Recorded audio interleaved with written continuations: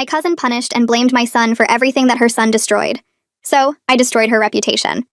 My cousin Rachel constantly blamed my 6-year-old son Tommy for everything her 8-year-old son Aiden did wrong at every family gathering because she couldn't accept that her perfect angel was actually a destructive brat. When Aiden broke his grandmother's antique vase while throwing a ball in the house, Rachel immediately said Tommy must have thrown it first, even though Tommy was outside with me when it happened. When Aiden ate all the desserts before dinner and got sick, Rachel told everyone Tommy had dared him to do it even though Tommy was allergic to chocolate and couldn't eat any of those desserts. When Aiden drew on Uncle's new car with permanent marker, Rachel said Tommy gave him the marker and told him cars were coloring books, even though Tommy couldn't reach the drawer where the markers were kept. At every family event, something expensive got broken, someone's feelings got hurt, or something went missing, and Rachel's immediate response was always that Tommy had started it, influenced it, or done it himself while Aiden was innocently nearby. She'd grab Tommy by the shoulders and demand he apologize to Aiden for getting him in trouble even when Tommy had been in a completely different room. She told the family Tommy was a bad influence who was jealous of Aiden's good behavior and tried to frame him constantly. She actually convinced some relatives that 6-year-old Tommy was masterminding schemes to make 8-year-old Aiden look bad because he couldn't stand having a better-behaved cousin. When I showed Rachel proof that Tommy couldn't have done these things, she said I was covering for him and enabling his destructive behavior. She said good mothers made their children take responsibility instead of making excuses.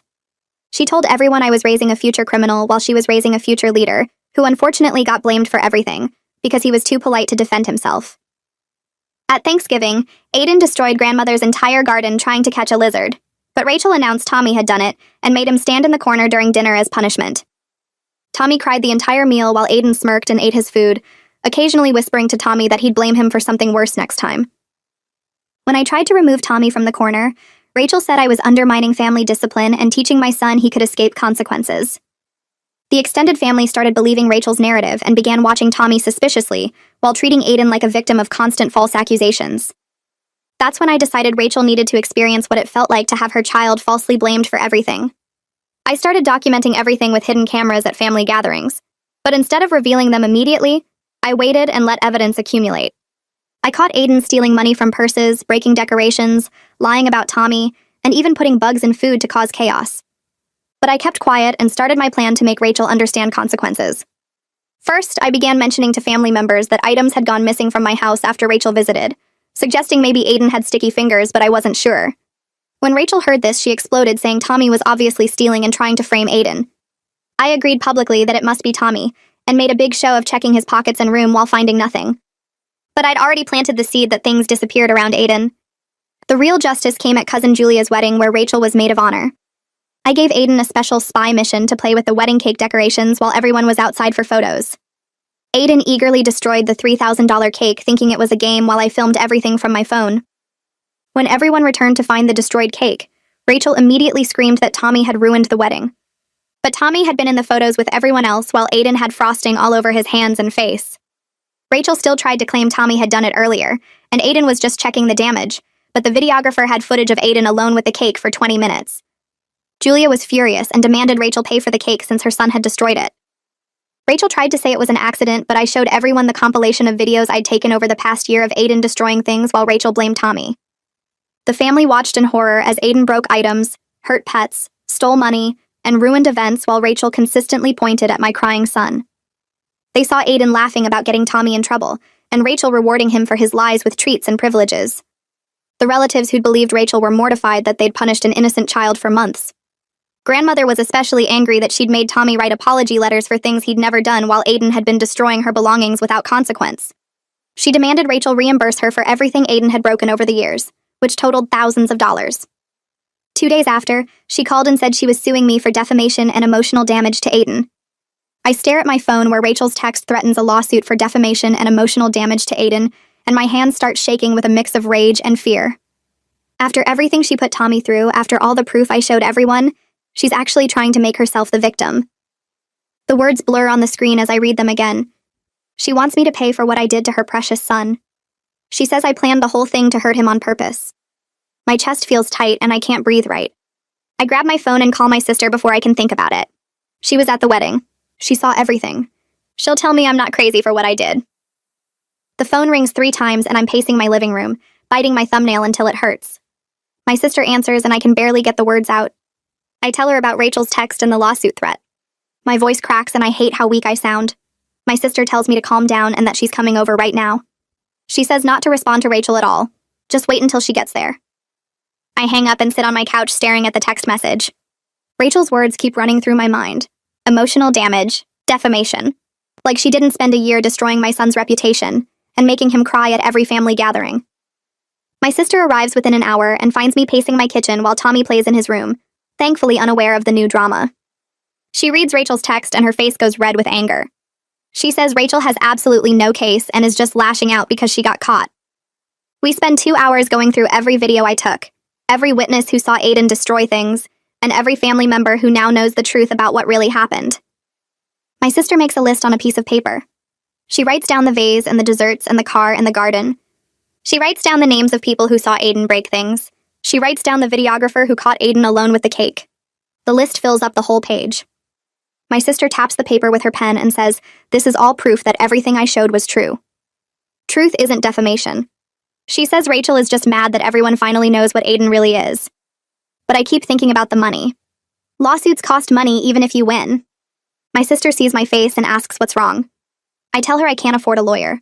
I barely have enough saved up for emergencies. She pulls out her phone and starts searching. She says her friend from work knows a good family lawyer. She texts her friend right there in my kitchen. 5 minutes later, she has a name and number. Wallace Mooney. She says I should call him tomorrow morning. I contact Wallace the next morning and send him everything before our meeting. The videos and documentation and witness statements from the wedding. My hands shake while I'm attaching the files to the email. There are so many videos. Aiden stealing from grandmother's purse. Aiden breaking the lamp at my house. Aiden putting a bug in the potato salad at the 4th of July party. I watch a few seconds of each one before I attach them. Aiden's face looks so happy when he's destroying things. So pleased with himself. I send the email and make an appointment for that afternoon. I can't eat lunch. My stomach feels like it's full of rocks. I keep checking my phone to see if Wallace responded. At 2 o'clock, I drive to his office downtown. The building is tall and made of glass. The elevator is so shiny I can see my reflection. I look tired and scared. Wallace's office is on the 7th floor. The waiting room has leather chairs and magazines about law. A secretary tells me to sit down. Wallace will be ready in a few minutes. I sit and stare at a painting on the wall. It's supposed to be peaceful, but it just makes me more nervous. Wallace comes out and shakes my hand. He's older than I expected with gray hair and glasses. He leads me into his office and closes the door. He's already made notes on a yellow legal pad. Pages of notes. He sits behind his desk and tells me he watched all the videos. He seems confident this lawsuit threat is mostly bluster meant to intimidate me into backing down. Wallace explains that truth is an absolute defense against defamation, and I have extensive video evidence proving everything I revealed was factual. He points to his notes and walks me through the legal stuff. Defamation means lying about someone to hurt their reputation. But I didn't lie. I showed videos of what actually happened. He taps his pen on the desk and says that's the key point. Everything I revealed was true. He warns me that Rachel could still file the lawsuit and drag me through expensive legal proceedings even if she can't win. Some people file lawsuits just to make the other person suffer, just to make them spend money on lawyers and waste time in court. The consultation costs $300. He tells me this up front. If Rachel actually files the lawsuit, defending against it could run $5,000 to $10,000 depending on how far she pushes it. My stomach drops when he says $10,000. I don't have $10,000. I barely have $3,000 in savings. Wallace sees my face and says most of the time these threats don't turn into actual lawsuits. People get mad and threaten to sue, but then they calm down. He says we should wait and see if Rachel actually files papers. If she does, we'll deal with it then. He gives me his card and tells me to call him if anything changes. I write him a check for $300 and my hand shakes while I sign it. I leave his office feeling slightly better, but still worried about the financial burden of a legal fight. The elevator ride down feels longer than the ride up. I sit in my car in the parking garage for 10 minutes before I start driving. My phone buzzes with a text from my sister asking how it went. I tell her Wallace said I have a good case, but it might cost a lot of money. She texts back that she can lend me some money if I need it. I start crying in my car. Not because of Rachel or the lawsuit. Because my sister would give me money she probably doesn't have to help me. I drive home and Tommy is watching cartoons on the couch. He looks so small sitting there with his favorite blanket. That evening, I sit Tommy down and gently ask how he's been feeling since the wedding, since everyone finally knows he didn't do those bad things. He's quiet for a long moment. He picks at a loose thread on his blanket.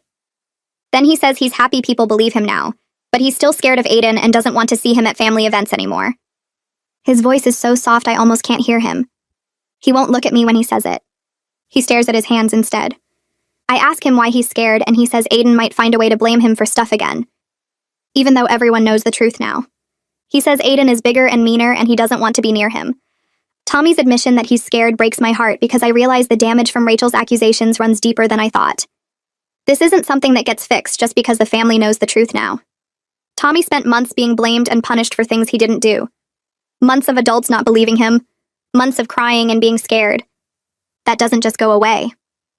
I hug him and tell him he doesn't have to see Aiden if he doesn't want to. I promise him that. He hugs me back and asks if we can skip the next family party. I say yes. We can skip as many as he needs to. After Tommy goes to bed, I search online for child therapists. I need someone who can help him work through all of this. Someone who specializes in helping kids process unfair treatment and rebuild their confidence. I find a woman named Mildred Sterling who has good reviews. Her website says she works with kids who've been bullied or blamed unfairly. That's exactly what Tommy needs. I call her office the next morning and leave a message. The receptionist calls me back an hour later. The first available appointment is 2 weeks away. 2 whole weeks. That feels like forever when I see Tommy flinch every time I mention family gatherings. But I take the appointment anyway. It's better than nothing. 3 days after Rachel's lawsuit threat, my phone explodes with messages from various family members taking different sides. I wake up to 15 text messages. Some relatives fully support what I did and think Rachel got exactly what she deserved for abusing Tommy. My cousin Sarah sends a long message saying she always suspected something was wrong with how Rachel blamed Tommy for everything. She says she's sorry she didn't speak up sooner. My uncle Mark texts that he's proud of me for protecting my son, but other messages aren't so nice. Some relatives think I went too far by setting up Aiden at the wedding and using a child as part of my revenge plan. They say 2 wrongs don't make a right. My Aunt Linda sends a message saying I should have talked to the adults instead of tricking a little boy. She says what I did was cruel no matter what Rachel did first. The messages keep coming all morning, supportive ones mixed with angry ones. My phone won't stop buzzing. I turn off the sound and put it face down on the table, but I can still see the screen light up with each new message. The family is splitting into camps. People who think I was right and people who think I went too far. I don't know which is worse. Being blamed by Rachel or being judged by half the family. Uncle James sends a long text saying he understands why I did it but wishes I'd come to the adults first instead of orchestrating the cake incident. He says he would have helped me if I'd asked. He says the family could have confronted Rachel together without involving the kids. I read his message 3 times. Part of me knows he's right. But another part of me remembers all the times I tried to tell adults what was happening and nobody believed me. Aunt Beverly says she's disgusted that I would manipulate an 8-year-old child regardless of what Rachel did. She says Aiden is traumatized from being publicly embarrassed. She says I'm no better than Rachel for using a kid to get revenge. That message makes me feel sick. The family is splitting into camps and I realize my actions didn't just expose Rachel, but broke relationships that might never heal. My phone keeps buzzing with more messages. Some people defending me, some people attacking me, some people trying to stay neutral. I stop reading them after a while. It's too much. I just wanted to protect Tommy and make people see the truth. But now everything is a mess and I don't know how to fix it. Grandmother calls me directly and her voice is tired in a way I've never heard before. She doesn't sound angry, just sad and worn out. She says she's glad the truth came out but heartbroken about how it happened. She's worried about both Tommy and Aiden now. Both boys are hurting because of what their mothers did. She tells me she did demand Rachel pay her back for the damaged items. The vase and the garden decorations and the other things Aiden broke over the years. It adds up to a few $1,000s. But Rachel is claiming she can't afford it because she needs money for Aiden's therapy after the wedding incident. Grandmother's voice cracks when she says this. She says Rachel told her that Aiden has been having nightmares and won't go to the school some days. He's scared of what the other kids will say if they find out what happened. Rachel is taking him to a therapist twice a week. Grandmother asks me if that's true or if Rachel is making excuses again. I tell her I don't know. I haven't talked to Rachel since the wedding. Grandmother sighs and says this whole situation is a disaster. She says she loves both me and Rachel, but we've made everything so complicated. She asks me to think about the boys and what's best for them going forward. Then she hangs up. I feel a sharp stab of guilt when Grandmother mentions Aiden needing therapy because of what happened at the wedding. I knew setting him up would embarrass him publicly, but I convinced myself he deserved consequences for his behavior. He spent a year making Tommy's life miserable. He laughed about getting Tommy in trouble. He whispered threats to Tommy during Thanksgiving dinner. He was cruel and mean and nobody stopped him. So I thought public embarrassment was fair. An eye for an eye. But now I'm facing the reality that I used an 8-year-old child as a weapon against his mother. I gave him that spy mission knowing he'd destroy the cake. Knowing everyone would see. knowing he'd be humiliated in front of 50 wedding guests. That's left him with his own psychological damage to deal with. He's having nightmares now. He's scared to go to the school. He needs therapy twice a week. I sit on my couch and put my head in my hands. What have I done? I wanted to protect Tommy, but I hurt another kid in the process. A kid who was acting out because his mother never taught him right from wrong. A kid who needed help, not public shaming. The guilt sits heavy in my chest and I can't make it go away. I spend the next 2 days jumping every time my phone buzzes, expecting another message from Rachel or her lawyer. Tommy notices my nervousness and asks if everything is okay, and I force a smile and tell him everything is fine. But everything is not fine. I can't stop thinking about what grandmother said, about Aiden having nightmares and needing therapy twice a week. I tell myself he deserved consequences for his behavior, but the guilt keeps creeping back in during quiet moments. On Thursday morning, a thick envelope arrives by certified mail from Sterling Legal Associates. My hands shake as I sign for it and carry it inside. The return address confirms it's from Rachel's lawyer. I set it on the kitchen counter and stare at it for 10 minutes before I can make myself open it. The demand letter inside is 3 pages long on official letterhead. It's addressed to me formally and uses legal language that makes my stomach hurt. The lawyer, whose name is printed at the bottom as Chloe Sterling, demands that I issue a public apology to Rachel and Aiden within 10 days. The letter says I deliberately traumatized a minor child through public humiliation and destroyed his reputation within the family. It claims Aiden needs extensive therapy to recover from what I did at the wedding, and Rachel has already spent thousands of dollars on counseling sessions. The letter demands $15,000 to cover current and future therapy costs for Aiden. If I don't comply within 10 days, they'll file a lawsuit for defamation and emotional damage. I read the letter 3 times, and each time the words make me feel sicker. I grab my phone and call Wallace. His secretary puts me through right away, and I read him the entire letter while my voice shakes. Wallace listens quietly, then asks me to scan and email it to him so he can review the exact wording. I do that immediately, and he calls me back 20 minutes later. He tells me it's a standard intimidation tactic that lawyers use to scare people into settling without going to court. He says the demands are excessive and probably not enforceable, but we need to respond carefully. Wallace explains that there is a kernel of legitimate concern about how I involved Aiden in my plan. Setting up a child to be publicly humiliated, even if that child had been cruel to Tommy, creates some gray area that Rachel's lawyer is trying to exploit. He says we have a strong defense because everything I revealed was true and documented, but the method I used to reveal it could be questioned. Wallace tells me not to panic and says he'll draft a response. The call costs me another $150 in legal fees, and I feel the money slipping away with each conversation. That night, I can't sleep. I lie in bed staring at the ceiling, replaying the wedding over and over in my mind. I see Aiden's face when everyone realized he'd destroyed the cake, the way he looked confused and then scared as the adults surrounded him. I remember how Rachel grabbed his arm and her face went white when she understood that this time there was proof. This time she couldn't blame Tommy.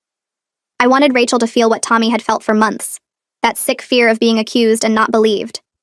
I wanted her to experience the humiliation of having her child exposed in front of the whole family. And I got exactly what I wanted. But I also set up an 8-year-old kid to fail in front of 50 wedding guests. I gave him that spy mission knowing he'd destroy the cake because that's what Aiden does. He destroys things. And I used that against him. Yes, he'd been cruel to Tommy. Yes, he'd laughed about getting Tommy in trouble. Yes, he'd whispered threats during Thanksgiving dinner, but he's 8 years old and his mother never taught him right from wrong. She enabled his worst behavior and rewarded his lies. So whose fault is it really that Aiden acts the way he does? I squeeze my eyes shut and try to push away the guilt, but it won't leave. The fact that Aiden was mean to Tommy doesn't erase what I did. I used a child as a weapon against his mother.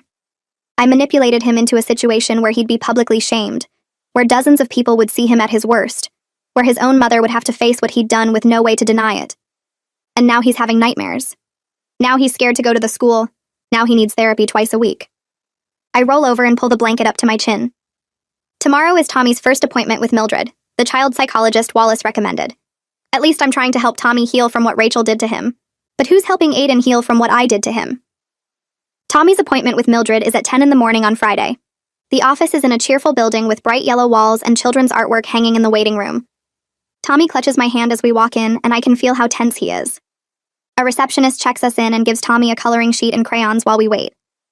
5 minutes later, a woman in her 50s with kind eyes and gray hair pulled back in a ponytail comes out to greet us. She introduces herself as Mildred and shakes Tommy's hand like he's an adult, which makes him stand up straighter. She invites Tommy back to her office and asks if he wants me to come with him, or if he'd like to talk to her alone first. Tommy looks at me with wide eyes, and I squeeze his shoulder and tell him, I'll be right here in the waiting room if he needs me. He takes a deep breath and follows Mildred down the hall. I sit in the waiting room for 45 minutes, flipping through parenting magazines without reading a single word. My mind keeps drifting back to the demand letter and the $15,000 Rachel wants. I think about Aiden in therapy too, probably in an office similar to this one, talking about what happened at the wedding. Finally, Mildred brings Tommy back out, and he's smiling in a way I haven't seen in weeks. She tells me Tommy did great and asks if I can stay for a few minutes to talk privately. Tommy goes back to coloring in the waiting room while Mildred takes me into her office.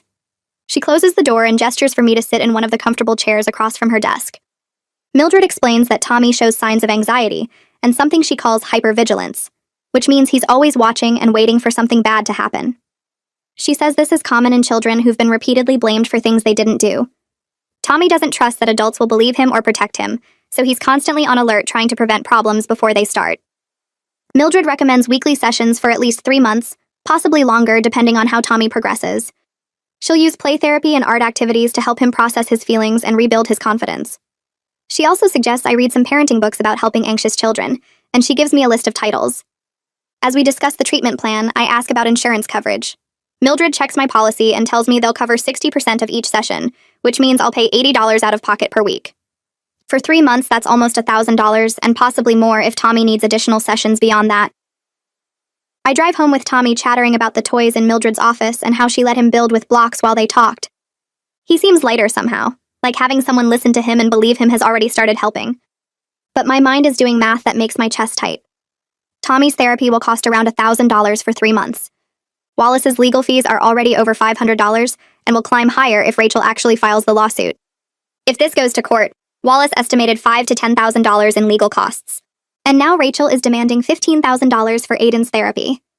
No matter which way this goes, I'm looking at thousands of dollars in expenses. I think about my savings account and how much is in there. I think about my monthly budget and where I could cut costs. I think about picking up extra shifts at work if my boss will let me. The financial pressure sits on top of the emotional guilt, and I feel like I'm drowning. That evening after Tommy goes to bed, I email Wallace and ask him to draft a response to the demand letter. I tell him I want to stand firm and not give in to Rachel's threats, but I'm scared about the possibility of actually going to court. Wallace replies within an hour saying he'll have a draft ready by Monday. His email says we'll firmly deny any defamation because I have extensive evidence proving everything I revealed was true. He'll point out that truth is an absolute defense against defamation claims. He'll also offer to negotiate a mutual agreement where both sides drop all claims and go our separate ways. Wallace thinks that's the most realistic outcome because Rachel probably can't afford to actually follow through with expensive litigation. His email is reassuring, but also reminds me that every email, every call, every document he drafts costs me money. I close my laptop and sit in the dark living room, listening to the house settle around me. My phone rings on Saturday afternoon and Julia's name appears on the screen. I answer and hear her crying before she even says hello. She's sobbing so hard I can barely understand her at first. I ask her what's wrong and she takes a shaky breath and says her mother is pressuring her to take sides in the family conflict. Julia's mother wants her to publicly support Rachel and condemn what I did at the wedding, but Julia doesn't know what to do because she's grateful I exposed what really happened to her cake, but she's also upset that her wedding became the stage for family drama. She asks me through her tears if I couldn't have found another way to reveal the truth. She says her wedding was supposed to be the happiest day of her life, and now when people talk about it, they mention the destroyed cake and the family fight. Her mother-in-law keeps bringing up the incident and making comments about Julia's family being dysfunctional. It's caused tension in her new marriage, and Julia's husband is annoyed that his wife's family drama is affecting their relationship. Julia sobs that she understands why I did what I did, but she wishes it hadn't happened at her wedding. She wishes I'd picked literally any other time or place to expose Rachel and Aiden. I listen to her cry and feel another wave of guilt crash over me. Julia is right. Her special day got hijacked by my revenge plan. I used her wedding as the perfect stage because I knew everyone would be there. I knew Rachel would be maid of honor and couldn't leave. I knew the destroyed cake would be impossible to ignore or excuse. I picked Julia's wedding deliberately because it would cause maximum impact. And I didn't think about what that would do to Julia herself. I tell Julia I'm sorry, and I mean it completely. I apologize for using her wedding as the setting for my plan. I tell her she's absolutely right that I should have found another way, another time, another place. Julia sniffles and says she accepts my apology, but the damage is already done. Her mother-in-law won't stop talking about it. Every time they visit her husband's parents, someone mentions the cake incident. Julia's husband told her last night that his mother thinks Julia comes from a trashy family that can't behave appropriately at formal events. Julia is humiliated every time it comes up. She says her wedding memories are now mixed with memories of the fight and the accusations and watching her expensive cake in ruins on the floor. I ask Julia what I can do to make it better, knowing there's probably nothing that will actually fix this. She's quiet for a moment, then says her 1-month anniversary is coming up, and she was planning a small party for close friends. If I paid for a replacement cake for that party, something really beautiful and special, it might help her create a better memory. It won't erase what happened at the wedding, but it would show that I understand how my actions affected her. I immediately agree and ask what kind of cake she wants. Julia describes a 3-tier design with flowers and her husband's initials. She sends me a picture from a bakery website and I see the price is $400. I don't hesitate.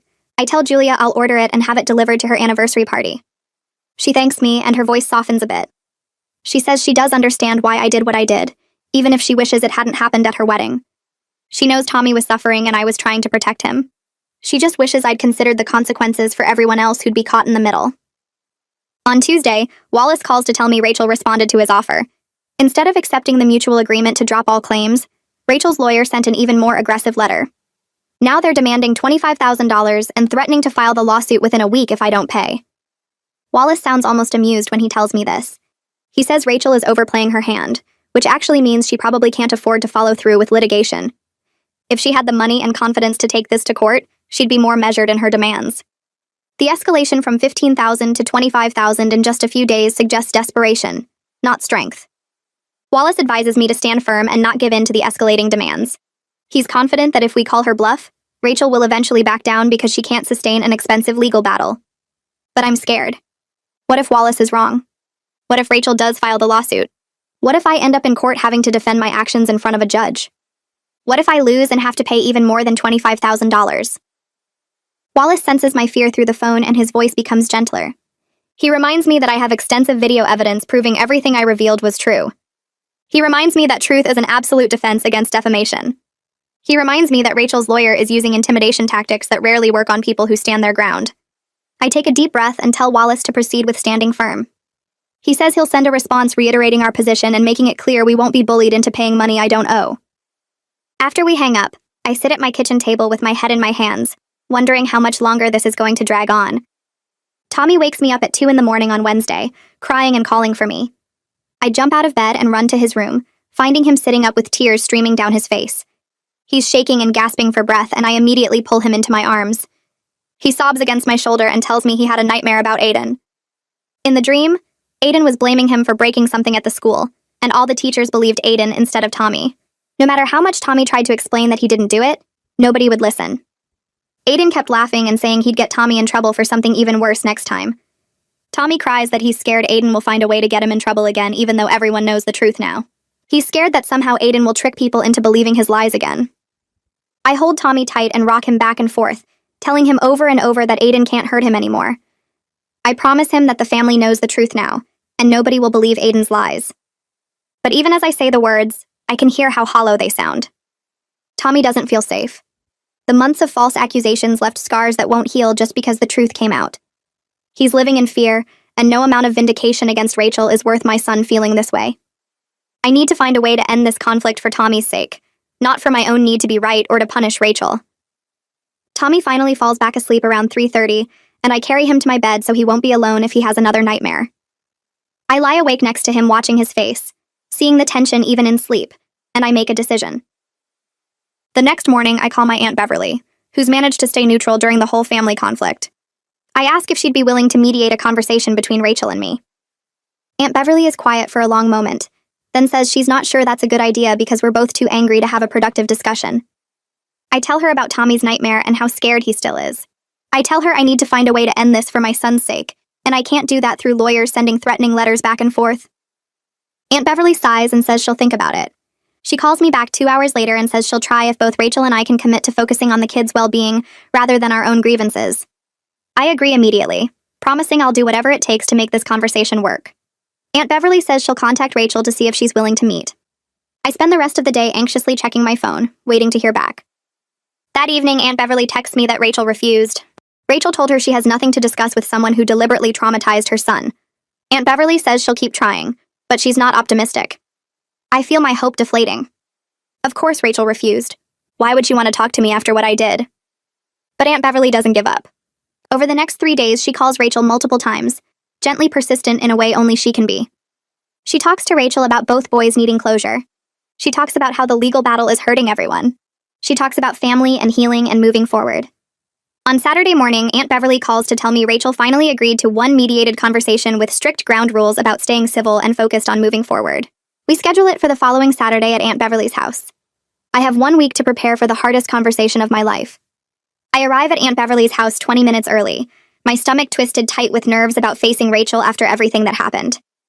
Beverly opens the door and gives me a long hug before leading me to her living room, where she set up 2 chairs facing each other with a small table between them.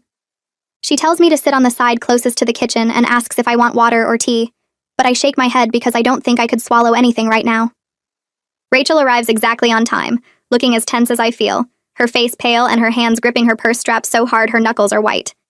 Beverly greets her warmly and gestures to the other chair, and Rachel sits down without looking at me, her eyes fixed on the coffee table between us. Beverly settles into a 3rd chair positioned slightly to the side so she can see both of us, and she starts by thanking us for being willing to have this conversation. She explains that we'll each get time to speak without interruption, and that the goal is to find common ground rather than rehash who was right or wrong. Rachel goes first because Beverly thinks letting her express her anger might help her be more open to listening later. Rachel's voice shakes when she starts talking about the wedding, describing how mortified she felt when everyone saw the destroyed cake and realized Aiden had done it. She says the worst part was watching the family's faces change from sympathy to disgust, as they understood she'd been lying about Tommy for months. She talks about driving home with Aiden crying in the back seat, asking why everyone was mad at him when he was just playing a game like I told him to. Rachel's hands twist in her lap as she describes the past week of Aiden having nightmares, waking up screaming that everyone hates him and thinks he's bad. She says he refuses to go to the school because he's scared the other kids will find out what happened, and he started wetting the bed again even though he stopped doing that 2 years ago. Her voice breaks when she tells us that Aiden asked her yesterday if she still loves him, or if she thinks he's a bad kid too. Beverly nods sympathetically, and asks Rachel to talk about what she needs from this conversation, and Rachel says she needs me to understand that Aiden is suffering real damage from what I did at the wedding. Hearing Rachel describe Aiden's nightmares and bedwetting makes guilt crash over me in waves because Tommy's been having almost identical problems since the months of false accusations started.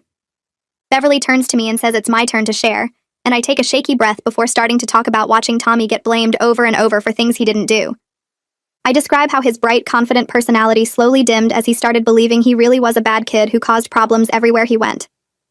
I tell Rachel about finding Tommy in his room one night trying to figure out what was wrong with him that made Aiden's behavior his fault, and how he asked me if maybe he was a bad person without knowing it. My voice gets thick as I explain the way Tommy started flinching when Rachel's name came up, how he begged not to go to family gatherings because he knew something would get broken and he'd get blamed. I pull out my phone and open the video compilation, and Beverly gently suggests that maybe Rachel should watch it again now that some time has passed. Rachel resists at first, saying she's already seen it, but Beverly quietly insists that she needs to really look at what was happening. I hand my phone to Rachel and she starts watching, her face tight and defensive at first. But as the videos play, showing Aiden deliberately breaking things and then laughing about getting Tommy in trouble, I see her expression start to crumble. The video where Aiden whispers to Tommy that he'll blame him for something worse next time makes Rachel's hand fly to her mouth and tears start sliding down her face. She watches herself in the background of several clips, rewarding Aiden with treats and praise for being such a good boy, while Tommy cries in the corner and her whole body starts shaking. By the time the compilation ends, Rachel is sobbing into her hands, her shoulders heaving with the force of it. Beverly lets Rachel cry for a few minutes before gently asking if she's ready to talk about what she saw. Rachel wipes her face with shaking hands and says she couldn't let herself see how bad Aiden's behavior really was, because admitting it felt like admitting she was a terrible mother. She explains that she kept blaming Tommy because it was easier than facing that her son had serious problems she'd been ignoring for years. Rachel says she knew deep down that some of the accusations didn't make sense, but she convinced herself Tommy was sneakier than he seemed because the alternative was too scary to accept. She looks at me directly for the first time since arriving, and says she's so sorry for what she put Tommy through, her voice breaking on every word. Beverly waits to make sure Rachel is finished, then points out that both boys are now dealing with anxiety and nightmares because of how the adults handled the situation.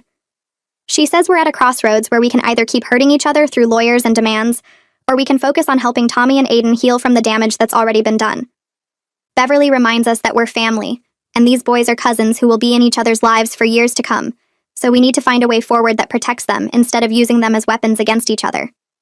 Rachel nods slowly and admits that threatening to sue me was her way of trying to regain some control after feeling so powerless and humiliated at the wedding. I take a deep breath and acknowledge that setting up Aiden at the wedding was wrong, even though I was desperate to protect Tommy and expose the truth.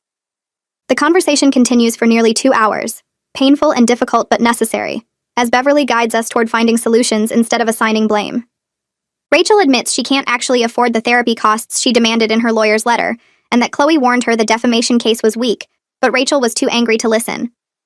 I tell Rachel I understand her rage and humiliation, because I felt those same things every time Tommy got punished for something Aiden did. We slowly work toward an agreement, with Beverly writing down each point we agree on, to make sure we're both clear about what we're committing to. Rachel and I both agree to drop all legal threats immediately, and focus our energy and money on getting our sons the help they need. I promise not to share the videos beyond the family members who've already seen them, and Rachel agrees to write a letter to the family taking full responsibility for falsely accusing Tommy over the past year. We decide to stay away from each other at family gatherings for at least 6 months, while we each work with our sons on healing and processing what happened. Beverly suggests we should both get our kids into therapy as soon as possible, and Rachel says she'll call a child psychologist on Monday to set up appointments for Aiden. I tell her about Mildred and how helpful Tommy's sessions have been, and Rachel writes down the name to see if Mildred has availability for Aiden too. We agree that eventually the boys might need a mediated conversation to process their relationship, but not until both of them are emotionally ready for that step. Beverly drafts a simple written agreement outlining everything we've discussed, and both Rachel and I sign it before leaving.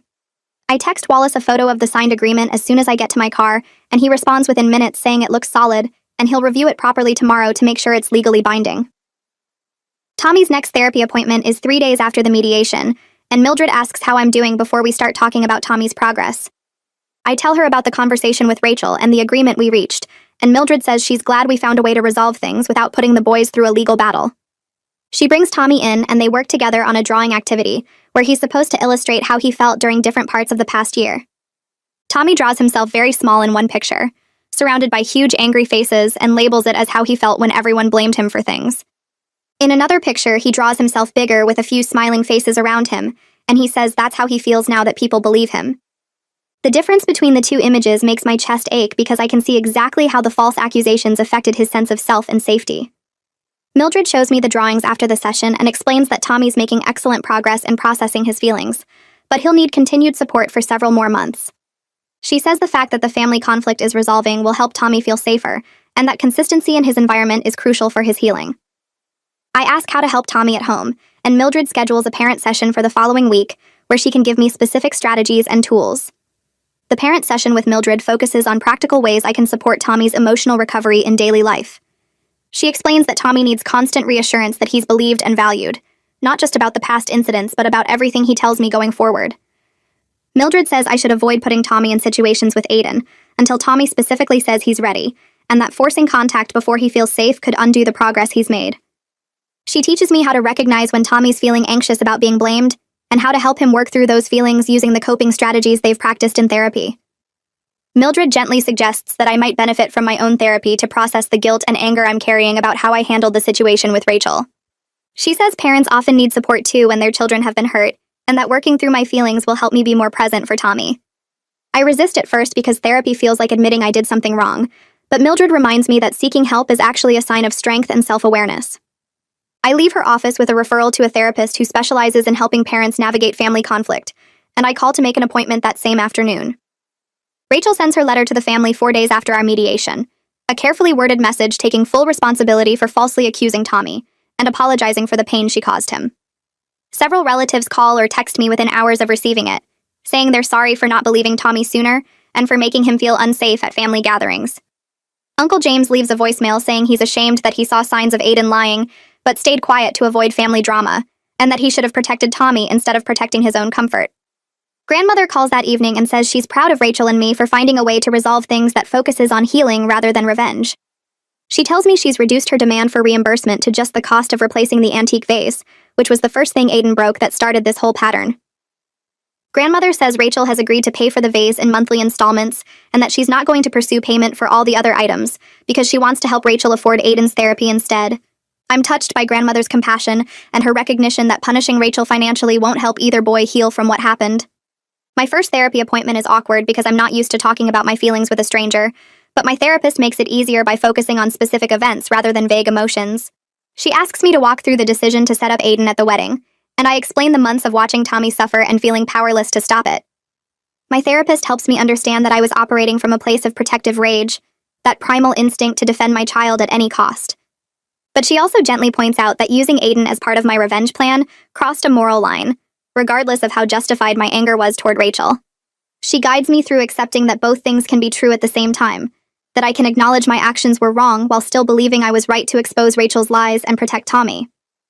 My therapist says the goal isn't to make me feel guilty forever, but to help me process what happened so I can move forward without carrying this weight. We schedule weekly sessions for the next month, and I leave feeling like maybe I can eventually forgive myself for the choices I made. Tommy asks me that night if he'll ever have to see Aiden again, his voice small and worried as we sit together on his bed. I'm honest with him that they're cousins, so they'll probably be at some family events together eventually, but I promise him that won't happen until he feels ready.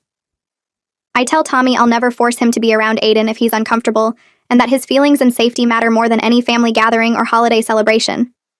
He thinks about this for a long moment, then says maybe when he's bigger and stronger he won't be scared of Aiden anymore. I hug him tight and tell him he's already so brave for working through his feelings in therapy, and for telling me when he's scared, and that being brave doesn't mean not being afraid. Tommy seems satisfied with this answer, and asks if we can watch a movie together, and I'm grateful that he still feels safe enough with me to ask for comfort when he needs it.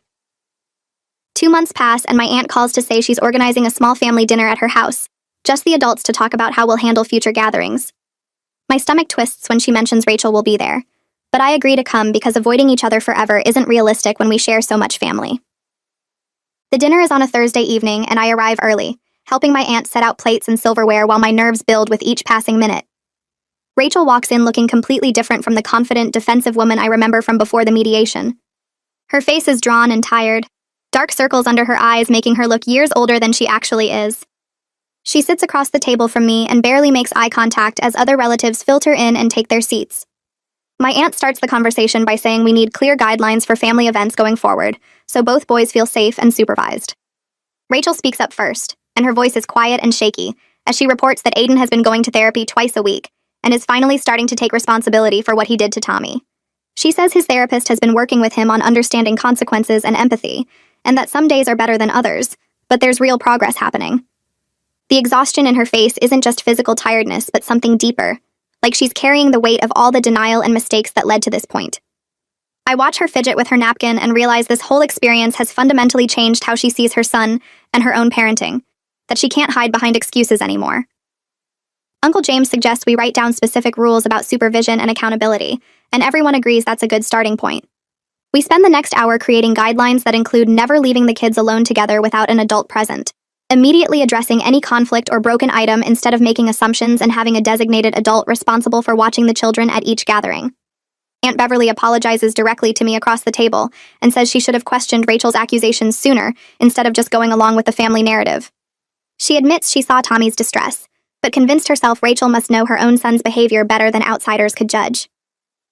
Uncle James clears his throat and says he actually witnessed Aiden lying about Tommy on 2 separate occasions, but didn't call it out because he didn't want to cause drama or take sides in a family conflict.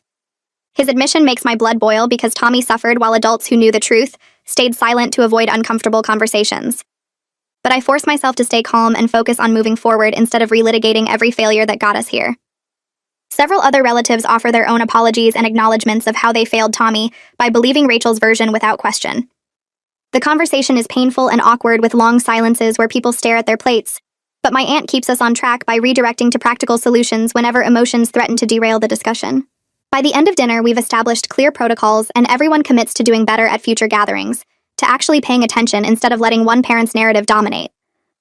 Rachel leaves quickly after we finish talking, and I notice she doesn't linger to chat with anyone the way she used to at family events. Tommy has his regular therapy appointment 3 days later, and I sit in the waiting room flipping through a magazine without actually reading it. Mildred comes out after the session and asks if I can join them for the last few minutes, and I follow her back to the office where Tommy sits cross-legged on the floor with drawings spread around him.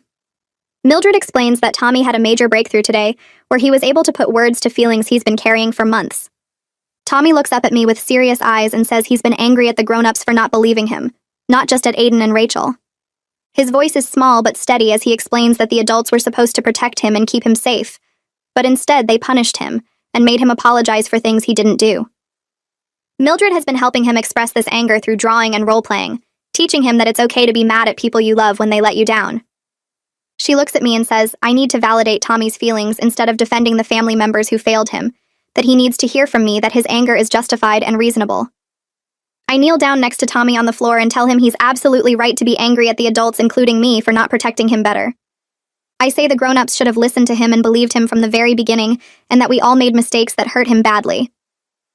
Tommy's eyes fill with tears, and he hugs me tight, and I feel him relax in my arms like he's been waiting months to hear someone validate his experience. Mildred smiles and says this is huge progress, that acknowledging anger at trusted adults is often harder for kids than being angry at peers. We schedule next week's appointment, and Tommy chatters in the car about a game he played during the session, seeming lighter than he has in weeks. Julia's 1-month anniversary party arrives, and I show up carrying the replacement cake I promised. A beautiful 3-tier design with intricate frosting flowers that cost me $400. Julia opens the door and her face lights up when she sees the cake, pulling me into a hug and thanking me for following through on my offer. She says she really appreciates the gesture, and that she's glad Rachel and I managed to work things out through mediation, instead of destroying each other in court. The party is small with just close family and a few friends, and the atmosphere is relaxed and happy without the tension that's marked every family gathering since the wedding. I watch Julia and her husband cut into the cake together, while guests applaud, and it feels like a small act of restoration for the damage my revenge plan caused to her special day. People compliment the cake's design and taste, and Julia makes a point of telling everyone I provided it as a replacement for the original. Rachel isn't at the party, which makes sense given that Julia probably didn't want any awkwardness at her celebration, and I'm relieved not to navigate that interaction yet. Julia pulls me aside later and says her mother-in-law has finally stopped bringing up the wedding cake incident now that there's been a proper replacement and resolution. She admits the whole situation caused some tension in her new marriage because her husband's family kept asking why her cousin would destroy the cake, and it became this thing she had to keep explaining. I apologize again for making her wedding memorable for all the wrong reasons, and she squeezes my hand and says she understands why I did it even if the timing was terrible. For the first time in months, I feel like maybe the family can actually heal from all of this, that we're not permanently broken by what happened. I run into Rachel at grandmother's house the following week when we both stop by for a brief visit. The encounter is completely unplanned, and we both freeze in the hallway when we see each other, neither of us sure how to act. We end up in the kitchen together while grandmother is in another room, and the silence stretches awkward and uncomfortable between us. Rachel finally speaks and asks how Tommy is doing, and I tell her he's making good progress in therapy. I ask about Aiden, and she says his therapist thinks he's ready to eventually apologize to Tommy, but only when both boys are emotionally prepared for that conversation. Her tone is careful and measured, like she's trying hard not to say anything that might restart our conflict. We talk about practical things like therapy schedules and family gathering plans, keeping everything focused on the kids rather than our personal feelings about each other. It's stilted and strange, but we manage to be civil, which feels like a significant achievement given how much anger and hurt exists between us. Rachel mentions she's been taking parenting classes in addition to Aiden's therapy, trying to learn better ways to handle his behavior and her own reactions. I can see the effort she's putting into changing, even if part of me is still angry about all the damage that came before this growth. We keep the conversation brief and both leave grandmother's house within minutes of each other, but something about the interaction feels like progress even in its awkwardness. Mildred schedules a progress evaluation for Tommy after 3 months of consistent weekly sessions. She goes through her notes and observations, telling me that Tommy is doing remarkably well considering the psychological impact of being falsely blamed for months. His anxiety has decreased significantly based on the assessments she's been running, and he started talking about family events without the visible stress responses he showed initially. She shows me drawings Tommy made in early sessions compared to recent ones, and the difference is striking in how he portrays himself and family members. Mildred recommends continuing weekly sessions for another month to solidify his progress, then transitioning to every other week as he continues to improve. She says Tommy has developed good coping strategies for managing anxiety when it does appear, and he's learned to communicate his feelings instead of internalizing them. I feel overwhelming relief hearing that my son is healing, that the damage Rachel caused isn't permanent and fixable with proper support. Mildred reminds me that trauma responses can resurface during stressful times, so I should stay alert to any regression in his behavior. But overall, she's confident Tommy has the tools now to handle challenges in healthy ways, and she's proud of how hard he's worked in therapy. I leave her office feeling lighter than I have in months, finally believing that Tommy will be okay. My phone rings with an unknown number, and I almost don't answer, but something makes me pick up. Chloe's professional voice comes through saying she's calling to officially close Rachel's file since both parties reached a mediated agreement. She mentions that she advised Rachel from the very beginning that the defamation case was weak, given my extensive video evidence, but Rachel had been too angry and hurt to listen to legal counsel initially. Chloe's tone carries a slight apologetic quality, as she confirms everything is legally resolved, and no further action will be taken by either side. She says she's filing the closure paperwork with the court today, and wanted to give me a courtesy call, so I'd know the matter is completely finished. I thank her for the call and hang up feeling like a weight has lifted, knowing there's no lawsuit hanging over my head anymore. The legal threat was always there in the background, creating low-level stress even after the mediation, and having official confirmation it's done helps me breathe easier. I text Wallace to let him know about Chloe's call, and he responds saying he'll send me a final invoice for his services, and congratulations on resolving everything without litigation. The whole legal aspect of this mess cost me thousands of dollars between Wallace's fees and Tommy's therapy. But at least it's over now, and I can focus on moving forward instead of defending myself in court. Grandmother's birthday party looms as the first major family gathering since the wedding, and Rachel and I already agreed through my aunt that we'd both attend but maintain distance. Tommy is nervous about going and asks multiple times if Aiden will be there, his anxiety spiking at the thought of seeing his cousin again. Mildred spent the previous session preparing Tommy with coping strategies if he feels overwhelmed, teaching him breathing exercises and giving him permission to tell me if he needs to leave. We arrive at grandmother's house and Tommy grips my hand tight as we walk through the door, his eyes scanning the room immediately for Aiden. I spot Rachel across the living room with Aiden standing close beside her, and I notice immediately how different their dynamic looks. Rachel has her hand on Aiden's shoulder, and she's actively watching him instead of being distracted by conversations with other adults. Aiden stays near his mother instead of running off to cause chaos like he used to, and when other kids invite him to play, he looks at Rachel first as if checking for permission. Tommy relaxes slightly when he sees that Aiden isn't approaching him, and I guide him toward the cousins he's comfortable with. Throughout the party, I keep one eye on Tommy while trying to appear relaxed and normal, ready to intervene if he shows any signs of distress. Rachel and I make brief eye contact across the room once, but we don't approach each other, respecting the distance we agreed to maintain. The party continues for 3 hours without any incidents or drama, just normal family celebration with cake and presents and conversation. Tommy actually starts enjoying himself once he realizes Aiden isn't going to bother him or get him in trouble. Several cousins make a point of including Tommy in their games, and I suspect they're trying to make up for the months they doubted him and treated him with suspicion. They let Tommy choose which game to play first and cheer enthusiastically when he wins, creating positive interactions that help rebuild his comfort with family gatherings. I watch him laugh and run around with the other kids, seeing glimpses of the carefree boy he was before Rachel's accusations damaged his confidence. Grandmother calls everyone for cake, and Tommy sits between two cousins who chat with him like nothing bad ever happened between them. When we're leaving, Tommy surprises me by saying it was actually fun and maybe family parties won't be so bad anymore. His words make my eyes water because I've been so worried that the trauma would make him fear and avoid family forever. I hug him in the car and tell him I'm proud of how brave he was today, and he just shrugs like it's no big deal, even though I know it took real courage for him to walk into that party. 3 months after the mediation, Rachel sends me a text asking if we could talk, because Aiden's therapist believes he's ready to apologize to Tommy. My first instinct is to refuse because I don't want Tommy anywhere near Aiden, but I force myself to consider whether this might actually help both boys move forward. I call Mildred before responding to Rachel and explain the situation, asking if she thinks Tommy is emotionally ready for this conversation. Mildred thinks carefully and says she's willing to facilitate the apology in her office where Tommy feels safe and supported, and that having a controlled environment with professional guidance could actually be beneficial. She emphasizes that this has to be Tommy's choice and we can't force him into it, so I need to present the option without pressure. That evening, I sit down with Tommy and explain that Aiden wants to apologize for lying and getting him in trouble, and that Mildred would be there the whole time to help both boys talk. Tommy is quiet for a long moment, his face serious as he thinks it through. Finally, he says he wants to hear what Aiden has to say, but only if I'm there too, and we can leave if he gets scared. I promise him both those things and text Rachel back that we'll schedule it through Mildred for 2 weeks out, giving Tommy time to prepare mentally. Mildred coordinates with Aiden's therapist to plan the session structure, and I spend the next 2 weeks checking in regularly with Tommy about how he's feeling about the upcoming meeting. The day of the apology session arrives, and I drive Tommy to Mildred's office with my stomach tight with nerves about how this will go. Tommy sits quietly in the back seat, clutching a small stuffed bear that Mildred suggested he bring for comfort during difficult moments.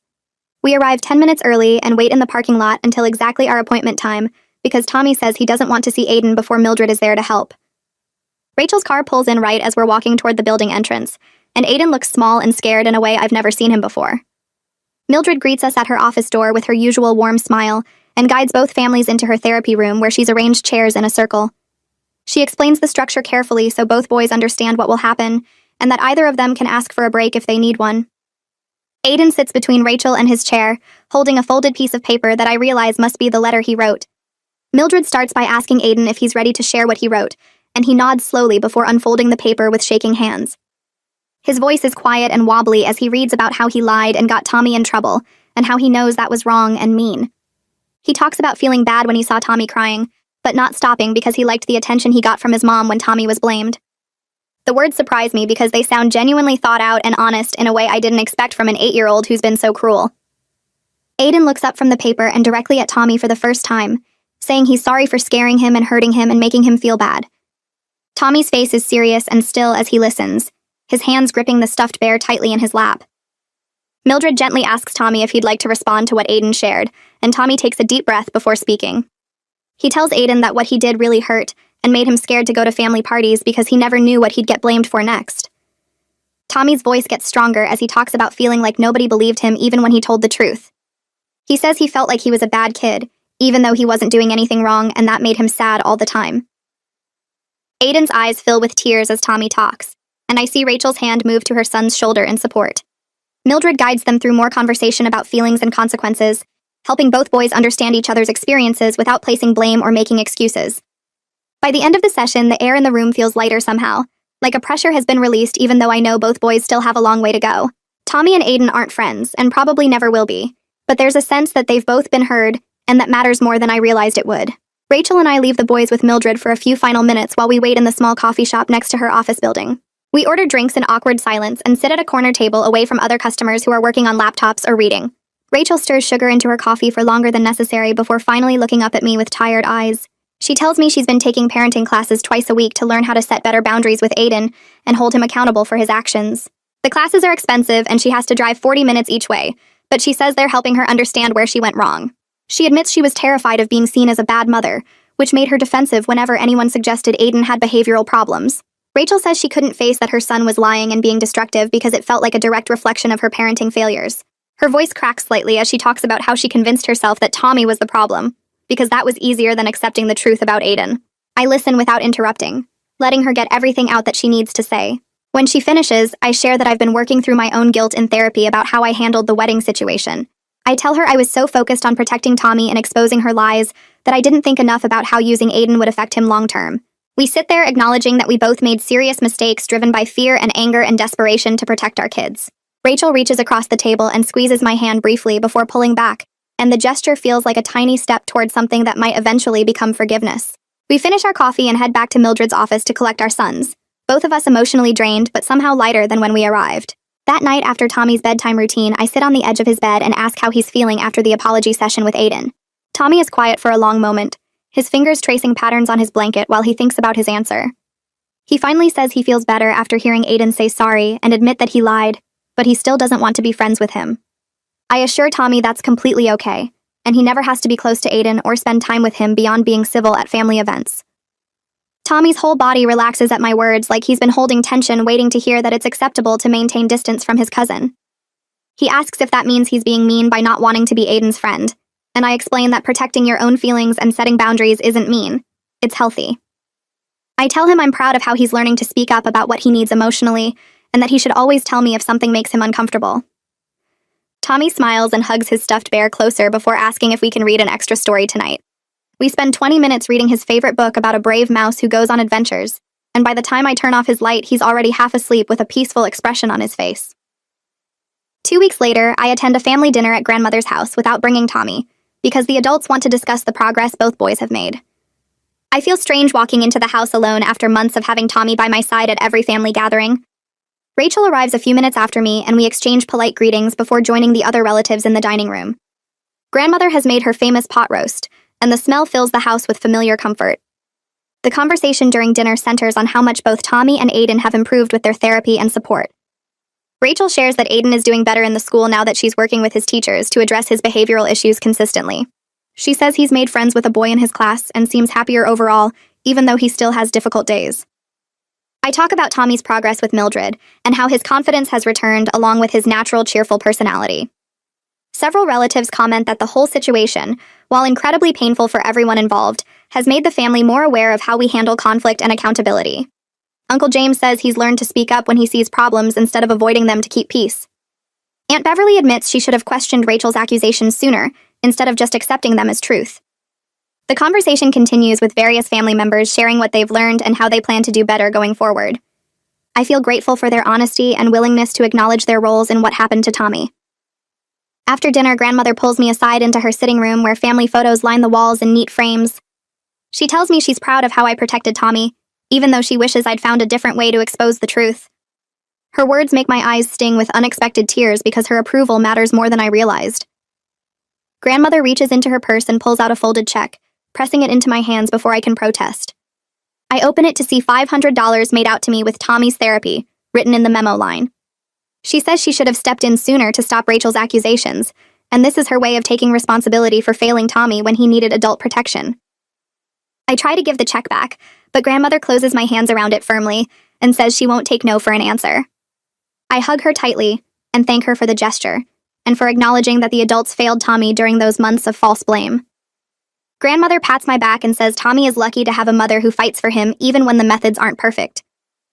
We rejoin the family in the dining room and I tuck the check safely into my purse, touched by her recognition of what we've been through. Tommy's next therapy appointment brings good news when Mildred announces he's ready to graduate from weekly sessions to bi-weekly meetings. She explains that he's made remarkable progress in processing his trauma and rebuilding his sense of safety within the family.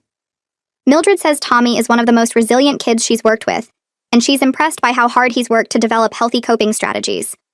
His confidence has returned, and he's back to being the cheerful, energetic boy he was before Rachel's accusations damaged his self-esteem.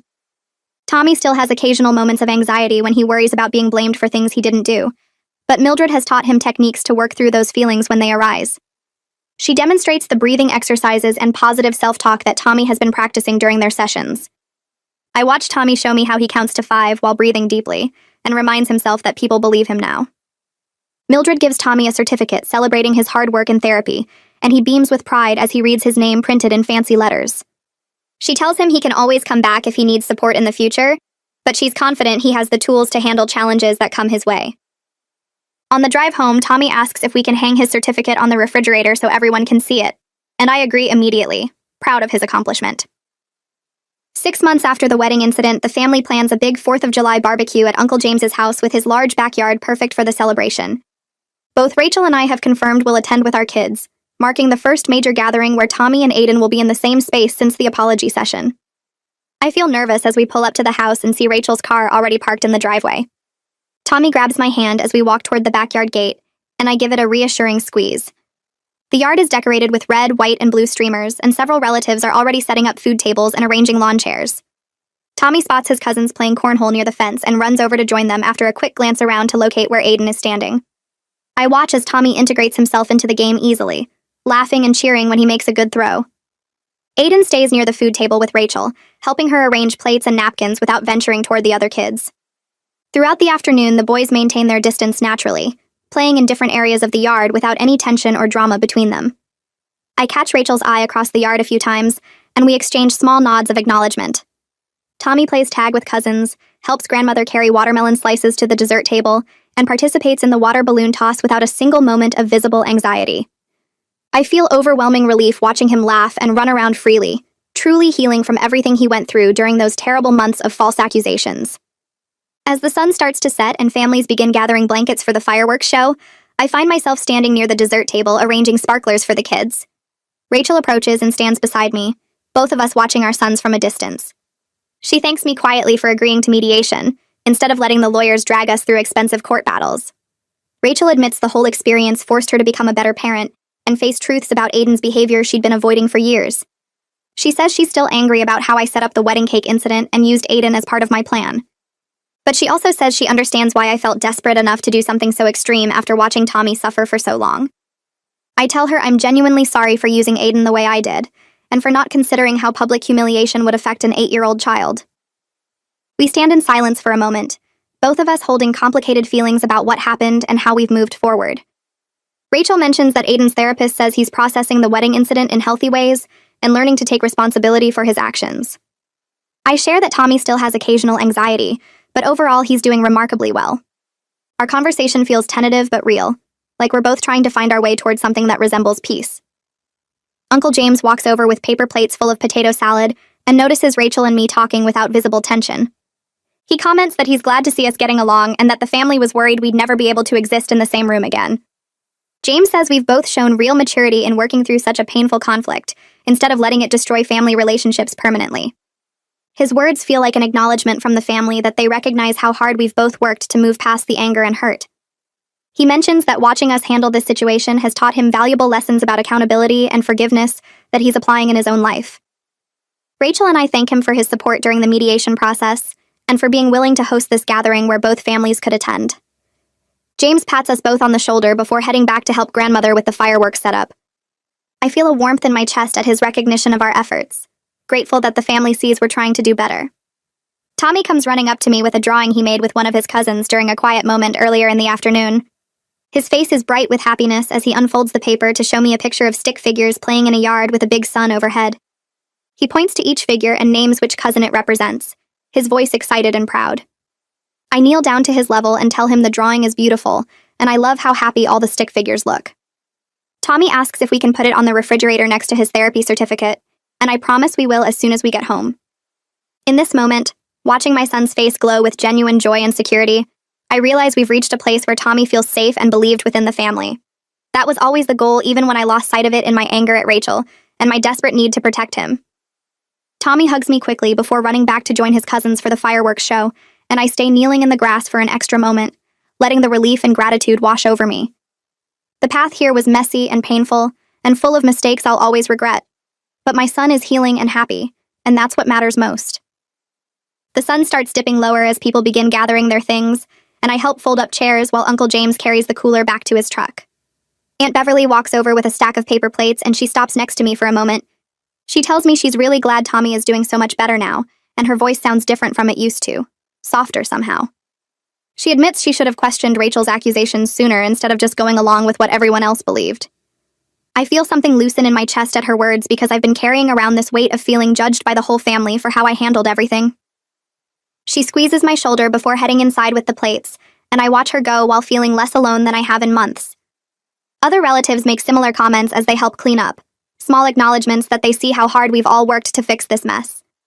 The atmosphere feels relaxed and warm in a way family gatherings haven't felt since before all this started, and I let myself enjoy it without waiting for something to go wrong. Rachel comes out of the house with Aiden, and I notice immediately how different she looks with him. She's got her hand on his shoulder in this gentle way, actually listening when he talks about something that happened during the party. Aiden looks different too, less wild and jumpy, more settled in his own skin. His face doesn't have that manic edge it used to get at family events, and he's not scanning around for his next opportunity to cause chaos. I realize that getting him proper help was probably the best thing that came out of this whole disaster, even though the path to get there was awful. Both boys are better off now than they were when Rachel was in denial about Aiden's behavior, and Tommy was getting blamed for everything. Rachel catches me watching and gives this small nod before loading Aiden into her car, and I nod back. We're not friends, and maybe we never will be, but we're both trying to do better by our kids, and that's what matters most right now. Tommy bounces up to me as we're walking to our car, and he asks if we can go to the next family party too. His voice is excited and happy, no trace of the fear that used to creep in whenever I mentioned family gatherings. I tell him of course we can go, and I feel this rush of relief and joy that he's not dreading these events anymore. He chatters the whole drive home about the games he played with his cousins and the food he ate, going on about how he won at tag and how grandmother's potato salad was really good. There's no mention of fear or anxiety or worrying about what Aiden might do, just normal kid excitement about a fun party. Mildred was right when she said kids are remarkably tough when given proper support and a safe place to heal. Tommy has proven that over and over these past months, working through his feelings and learning to trust again. I reach over and ruffle his hair at a stoplight, and he grins at me before launching into another story about the party. My final therapy session comes up the following week, and my therapist helps me work through the lingering guilt about the wedding incident. She tells me I can hold two truths at the same time without one canceling out the other. I was wrong to manipulate Aiden and use him as part of my revenge plan, but I was also right to protect Tommy and expose the truth about what was really happening. She encourages me to forgive myself for acting imperfectly in an impossible situation, to stop beating myself up for not handling everything perfectly when there was no perfect way to handle it. The focus needs to be on the positive changes that came from all this, the way both families are healthier now than they were before. I leave her office feeling lighter, like I've finally set down this heavy thing I've been carrying around for months. The guilt is still there, but it's not crushing me anymore, and I can look at the whole situation with more clarity and less shame. Grandmother calls a few weeks later and invites just Rachel, me, and our kids over for a small dinner. She wants to see how Tommy and Aiden interact in a controlled setting now that they've both been in therapy for a while. I'm nervous about it, but I agree because I trust grandmother to keep things calm and supervised. When we arrive, Aiden is already there playing with some toys in the living room. Tommy sees him and stays close to me for a minute before going to find his own toys in a different corner. They're polite to each other when grandmother introduces them again, saying hi and making eye contact, but there's no warmth between them. They play separate games and don't seek each other out, which feels appropriate and healthy given their history. There's no tension or fear, though, just two kids who don't particularly like each other staying in their own spaces. Rachel and I end up sitting at the kitchen table while grandmother cooks, and we talk about normal things like Tommy's upcoming school projects and Aiden's soccer practice. The conversation feels surprisingly natural, like we're just two cousins catching up instead of two people who almost destroyed each other's lives. Tommy completes his therapy with Mildred after 4 months of steady work, and she gives him a certificate celebrating his courage and growth. He holds it carefully in both hands and studies it with this proud look on his face that makes my throat tight. I tell him I'm so proud of him for being brave enough to work through his feelings, and he asks if we can hang the certificate on the refrigerator next to his drawings. Mildred tells me I can contact her anytime if Tommy needs support in the future, but she's confident he has the tools to handle challenges now. She's taught him ways to manage his anxiety and speak up when he feels unsafe, and I've seen him use those skills in real situations. We leave her office for the last time, and Tommy skips ahead to the car while I carry his folder of therapy worksheets and drawings. He's worked so hard to heal from what Rachel and Aiden put him through, and watching him skip across the parking lot makes me believe we're finally past the worst of it. The family establishes a new tradition of monthly gatherings that rotate between different relatives' houses, and everyone agrees to follow the supervision and accountability guidelines we created after the mediation. These gatherings feel more intentional and mindful than the old ones used to be, with adults actually paying attention to how the kids interact instead of just letting them run wild. Uncle James hosts the first one at his house and makes a point of checking in with all the kids throughout the afternoon. Aunt Beverly helps organize games that keep the kids engaged and supervised, and grandmother circulates making sure everyone feels included and safe. The whole family seems more aware and engaged than before, which was an unexpected positive outcome from all the conflict and pain. I watch Tommy playing with his cousins in James's backyard and see multiple adults keeping an eye on the group, ready to step in if any problems start. It's the kind of supervision Tommy should have had all along, the kind that might have prevented months of false accusations and trauma. Tommy's 7th birthday arrives in late summer, and my phone buzzes with a text from Rachel. She says she hopes he has a wonderful day, and that she's grateful he's doing so well. It's a small gesture, but it means something that she's thinking of Tommy as a person she cares about, rather than someone who threatened her narrative about Aiden. I respond thanking her and saying I hope Aiden continues to do well in therapy, and I mean it. Both boys deserve to be happy and healthy, and I'm glad Rachel is finally giving Aiden the help and structure he needs. Tommy has a great birthday party with his friends from the school, and he doesn't mention Aiden or Rachel once the entire day. His world has gotten bigger than just family drama, and that's exactly how it should be for a 7-year-old kid. Thanksgiving comes around nearly a year after the garden incident that started this whole nightmare, and both families show up at grandmother's house. I'm nervous walking in with Tommy, worried that something will go wrong or old tensions will flare up, but the atmosphere is genuinely pleasant. Tommy runs off to play with his cousins without hesitation, no fear or anxiety visible in his movements or his face. I watch him laughing and being silly with the other kids, completely confident and secure in a way he hasn't been at family events in over a year. Rachel is there with Aiden, and they stay on the other side of the room for most of the afternoon, but it's not hostile or tense. We're just two families existing in the same space without drama or conflict, and that feels like a massive victory after everything we went through. I help grandmother set the table and feel overwhelmed with gratitude that we made it through to this place of healing, that my son can be happy and carefree at family gatherings again. Rachel and I end up doing dishes together after Thanksgiving dinner, working side by side in grandmother's kitchen while the kids play in the living room. We talk about our kids' progress in the school and upcoming winter events, and there's a comfortable ease between us that would have seemed impossible a year ago. She mentions that Aiden's therapist says he's doing remarkably well and has developed much better skills for managing his emotions and behavior. I tell her about Tommy's recent school project and how confident he's become in class, no longer worried that people won't believe him when he speaks up.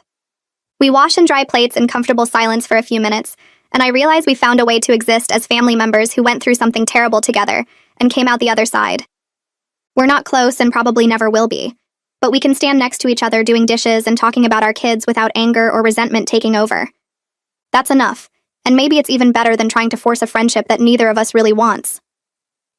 Grandmother stands up at the head of the table, tapping her wine glass with a spoon to get everyone's attention. The room goes quiet as all the relatives turn toward her, and I feel my heart beat faster, wondering what she's going to say. She looks around at everyone gathered there, her eyes landing on Tommy and then on Aiden before she starts speaking. She says this past year has been one of the hardest our family has faced in a long time, but she's proud of how we've all worked through it together. She talks about how both Tommy and Aiden have shown incredible growth, how they've both been so brave in facing their problems and getting the help they needed. Her voice gets a little shaky when she says the adults learned important lessons too, about believing children and holding everyone accountable fairly. She raises her glass and says she's grateful we're all here together, that we chose family and honesty over pride and anger. Several relatives lift their glasses too, and I see Uncle James wipe his eyes quickly with his napkin. Aunt Beverly has tears running down her face, and even Rachel looks emotional as she raises her glass toward Grandmother. I lift mine too, feeling my throat get tight as I look around at all these people who hurt Tommy, but who also worked so hard to make things right. Tommy tugs on my sleeve during dessert, leaning close to whisper in my ear. He says he's really glad we came to Thanksgiving this year, that it wasn't scary like he thought it might be. Then he asks if we can host Christmas at our house, if all these people can come to our place for the next holiday. The question surprises me because Tommy has always been protective of his space, always worried about people judging him or blaming him for things. But now he wants to invite the whole family into our home, wants to share his toys and his room with cousins who used to watch him suspiciously. I tell him yes immediately, that we can absolutely host Christmas and it'll be wonderful. He grins and goes back to eating his pie, totally relaxed and happy. Planning a family party at our house feels exciting instead of stressful, and I realize how much has changed in both of us over these months. The drive home is quiet with Tommy half asleep in the back seat, full of turkey and pie and happy from playing with his cousins. I keep glancing at him in the rearview mirror, thinking about how far we've come from that horrible Thanksgiving last year. I remember him standing in the corner crying while Aiden smirked and ate his dinner, remember the sick feeling in my stomach as I watched my son get punished for something he didn't do. I remember the months of planning my revenge, the videos I collected, the wedding cake incident that exposed everything. The path from there to here was messy and painful, full of lawyers and therapy and family members taking sides. I made mistakes I'll always feel guilty about, especially using Aiden the way I did at the wedding. But both boys are doing so much better now, both of them healthier and happier than they were a year ago. Tommy isn't scared at family gatherings anymore, doesn't flinch when someone raises their voice or asks him a question. Aiden has better control over his behavior, takes responsibility when he messes up instead of lying about it. The family learned to actually pay attention to what's happening instead of just believing the loudest voice in the room. I learned that protecting your child sometimes means making choices that aren't perfect, that the right path isn't always the clean one. Healing took work from everyone. Took Rachel admitting she was wrong and me admitting I went too far, and the whole family committing to doing better. Christmas morning arrives with Tommy bouncing around the house at 6 a.m, too excited to sleep. He helps me hang decorations and set up the dining room table, asking every 10 minutes when everyone will start arriving. When the doorbell finally rings, he races to answer it and welcomes his cousins inside with huge hugs. He shows them his room without any hesitation, pulls out his favorite toys to share, laughs when they mess up his carefully organized action figures. Rachel arrives with Aiden around noon, carrying a wrapped present that she hands directly to Tommy. He opens it to find a really nice art set with fancy markers and sketch pads, exactly the kind of thing he's been wanting. Rachel tells him she remembered him mentioning he liked to draw, and I see genuine warmth in her smile when Tommy thanks her. She thanks me for hosting, says the house looks beautiful and she's happy to be here. The smile on her face isn't forced or fake, it's real, and I can see that she's truly moved past the worst of the anger and hurt. Both boys play together briefly, not as friends but politely, and then drift to different areas to play with different cousins. They're civil and careful with each other, which is probably the best we can hope for. The family eats together and laughs together, and nobody brings up last year's drama or the wedding or any of the painful stuff. We talk about normal things like work and school and vacation plans, and it feels good to just be a family again. Both Tommy and Aiden are happy and healthy, surrounded by adults who finally know how to handle problems fairly. We'll never forget what happened. The memories are too painful and too important to just erase. But we've proven that relationships can heal when people commit to doing the hard work, when everyone takes responsibility and chooses forgiveness over grudges.